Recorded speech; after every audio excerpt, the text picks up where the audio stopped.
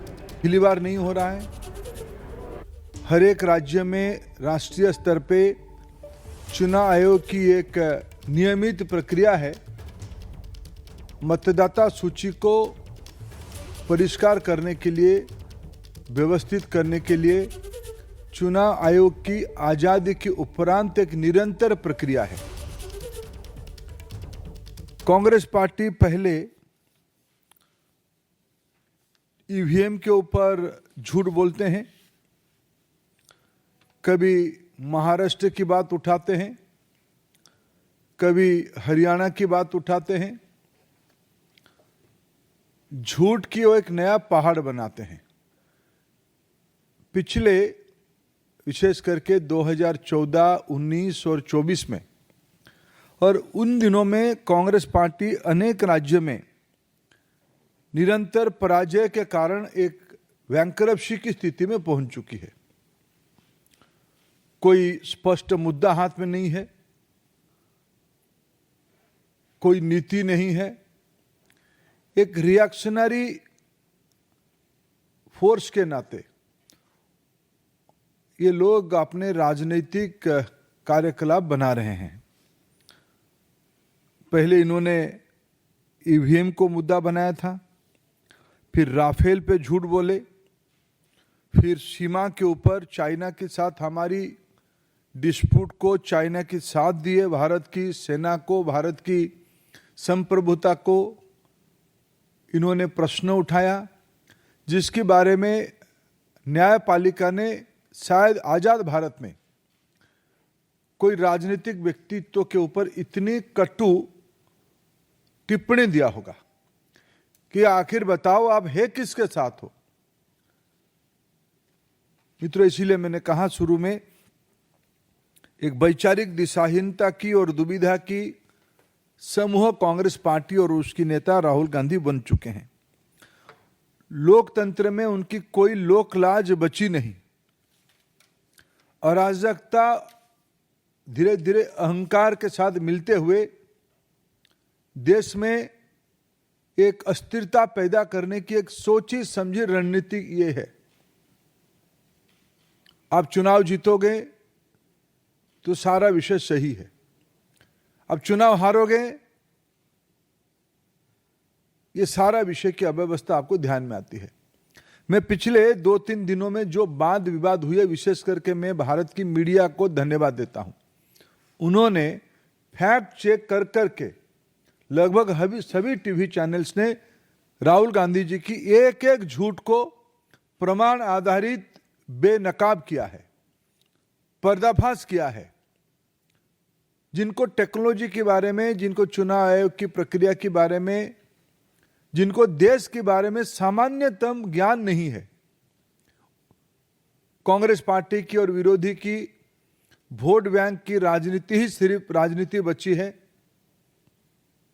घुसपैठियों को वोट दाता बना के, वोटर्स बना के वो अपनी राजनीतिक रोटी सेकना चाहते हैं। चुनाव आयोग ने एक संवैधानिक व्यवस्था, निष्पक्ष व्यवस्था के नाते जब इनको सही बात बताती है तभी चुनाव आयोग को भी ध्वस्त करने के लिए कहते हैं हम आटम बम गिराएंगे, चुनाव आयोग बिखर जाएगा। ये भाषा हमारी प्रतिद्वंदी देश कहते हैं। बड़े बड़े शक्ति जो भारत में भारत की प्रजातंत्र को विखारना चाहते हैं, उन्हीं की भाषा है जो आज नेता प्रतिपक्ष की भाषा बनी है।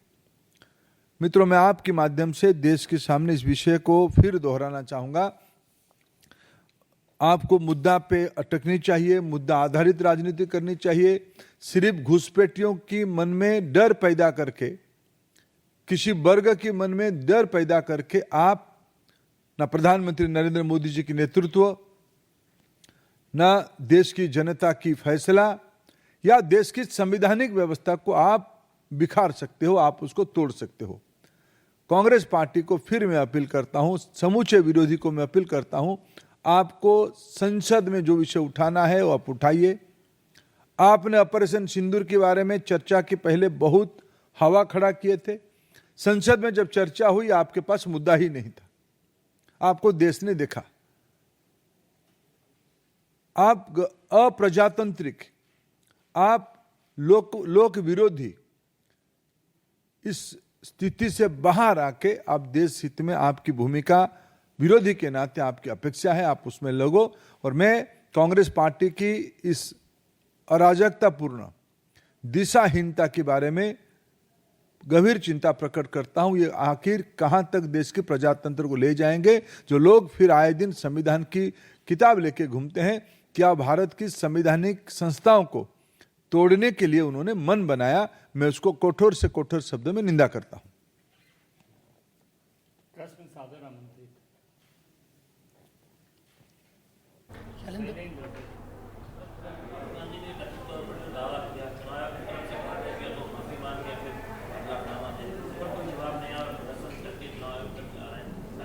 नहीं, कोई प्रदर्शन या अराजकता करना चाहते हैं।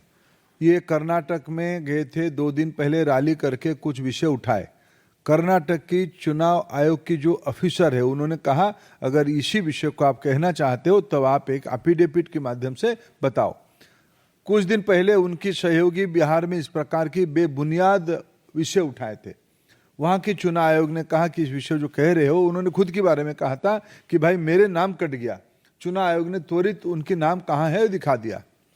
इन्होंने देश में महाराष्ट्र में भी ऐसे विषय कहा था, तब चुनाव आयोग ने कहा था कि आप इसको एफिडेविट करके बताओ। चुनाव आयोग आपकी घर की व्यवस्था नहीं है, ये आपकी दफ्तर नहीं है, एआईसीसी की दफ्तर नहीं है। यह भारत की संवैधानिक व्यवस्था की एक प्रमुख स्तंभ है, जिसकी लोहा पिछले 7-8 दशक में देश ने देखा है, दुनिया ने देखा है। आप जो आरोप करते हो, आपको संविधान में रत्ती भर विश्वास होता तब आप एफिडेविट देते, चुनाव आयोग के सामने अपनी बात रखते। आप गाली गुलज करके, अराजकता पैदा करके देश में एक अशांति की माहौल बनाने का प्रयास कर रहे हो। टीवी 18 विनीत। सर, 30 सांसदों के प्रतिनिधि मंडल से मिलने की बात जो है वो चुनाव आयोग ने कहा है। उस पर जो सांसदों का कहना है जगह कम है या उनकी मंशा नहीं है कि वो अधिक से अधिक सांसदों के साथ मुलाकात करें। मैंने कहा कि देखिए, प्रजातंत्र में एक प्रतिनिधि होता है। हमारे देश में 140 करोड़ जनता है। आखिर लोग विधानसभा में चुनते हैं। विधानसभा तो उस राज्य की जनता की नहीं बनती है, प्रतिनिधियों की बनती है, चुनाव से बनती है। लोकसभा में आज हम सदस्य हैं, राज्यसभा हम सदस्य हैं। लोकसभा राज्यसभा में तर्क करना, वितर्क करना, विषय उठाना, उसकी एक प्रक्रिया है। चुनाव आयोग भारत की एक संवैधानिक व्यवस्था, उसको कोई भी मिल सकता, कोई मिलते हैं, सामान्य वोटर भी मिलके जाते हैं। आजकल टेक्नोलॉजी के जमाने में चुनाव आयोग के सामने उनके पोर्टल में कुछ विषय रखो तो तुरंत उसकी उत्तर भी आती है, वोटर्स के संबंध में और कोई जानकारी के संबंध में। अगर विरोधी पक्ष आज उनको मिलना चाहते थे, शायद मैं अभी तक आते तक, मैं तो चुनाव आयोग हूं नहीं, चुनाव आयोग उसकी स्पष्ट करेगा, लेकिन मैं आप लोगों के माध्यम से, मीडिया के माध्यम से जितना जान रहा था, अभी यहाँ आने तक उनको चुनाव आयोग ने 30 प्रतिनिधि को मिलने की अनुमति दिया है। अगर आप उस प्रतिनिधि ना जाके आप एक समूह खड़ा